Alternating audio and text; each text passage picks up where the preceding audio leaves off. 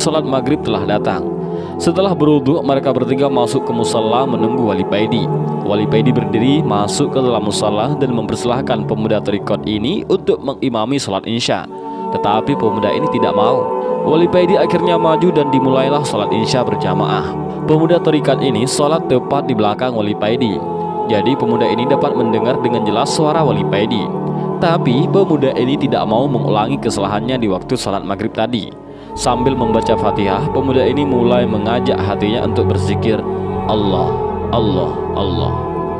Pemuda ini mulai merasakan ketenangan dalam salatnya. Suara hiruk pikuk di sekitar musala mulai hilang. Suasana menjadi hening. Yang terdengar hanya suara Wali Paidi dan suara hatinya yang berzikir. Lama-kelamaan suara Wali Paidi yang tadinya cemplang dan terdengar tidak bertajwid berubah menjadi sangat merdu dan sangat fasih.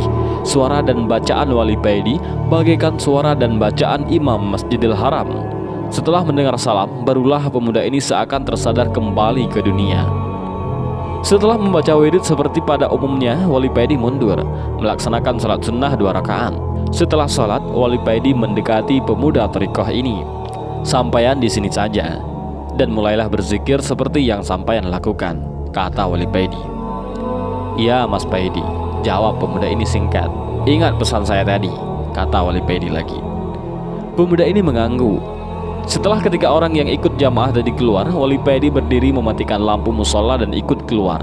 Tinggallah pemuda ini sendirian di dalam musala. Pemuda Torikoh ini lalu duduk bersila dan mulailah membaca Fatihah, bertawasul kepada Kanjeng Nabi Muhammad SAW, dan diteruskan tawasul kepada guru-gurunya.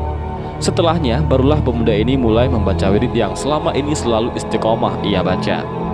Lama-kelamaan suasana mulai berubah. Angin yang tadinya menghembus sepoi-sepoi berubah menjadi kencang.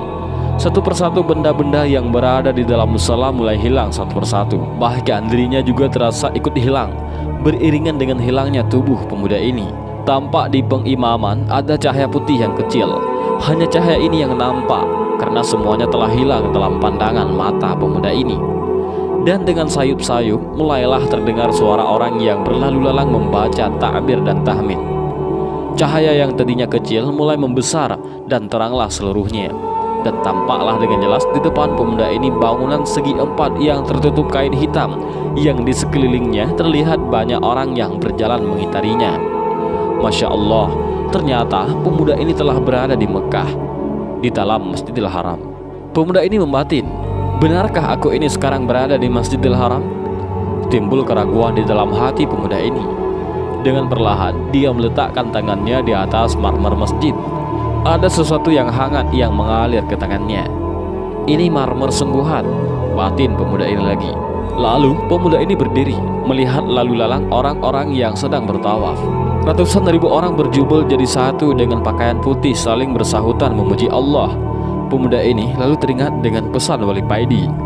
Kemudian duduklah pemuda ini dan mulailah membaca La haula wala quwata illa billah 3 kali.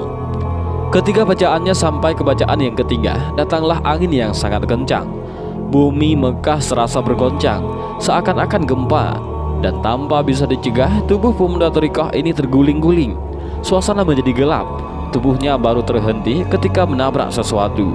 Berangsur-angsur suasana menjadi tenang kembali. Pemuda ini mulai membuka matanya. Betapa kaget dirinya. Ternyata dia sekarang berada di atas tumpukan sampah. Tempat yang tadinya dikira Masjidil Haram ternyata tempat pembuangan sampah. Setelah beberapa hari bersama Wali Paidi, si murid Torikoh ini menghadap kepada guru mursyidnya guna melaporkan peristiwa yang dialaminya.